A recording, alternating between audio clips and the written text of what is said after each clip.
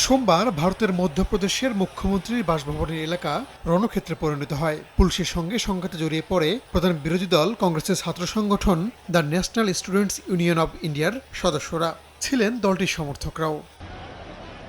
ভারতীয় গণমাধ্যম বলছে, এদিন প্রশ্ন ফাঁসের বিরুদ্ধে প্রতিবাদ জানাতে মুখ্যমন্ত্রীর বাসভবনের সামনে অবস্থান কর্মসূচি শুরু করে কংগ্রেস।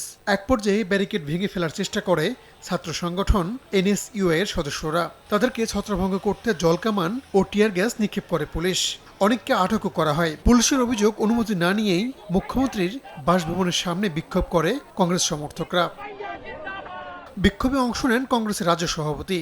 তার দাবি, শিশুদের সুন্দর ভবিষ্যৎ নিশ্চিত করতেই এই কর্মসূচি পালন করা হচ্ছে। प्रदेश का ये मैसेज है आज के बल प्रयोग का, लाठीचार्ज का, आंसू गैस का।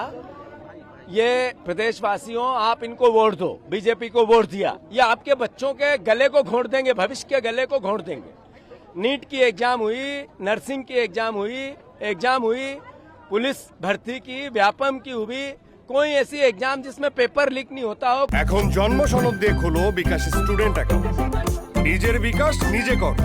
গেল কয়েক মাস ধরেই রাজ্যটিতে বিভিন্ন পরীক্ষার প্রশ্ন ফাঁসের অভিযোগে বিক্ষোভ করছে বিরোধী রাজনৈতিক দলের সমর্থকরা। প্রতিবাদের মুখে গেল মাসেই বাতিল করা হয় গবেষণা ও কলেজ বিশ্ববিদ্যালয়ের শিক্ষকদের প্রবেশিকা পরীক্ষা। রাহানুল রানা, সময় সংবাদ।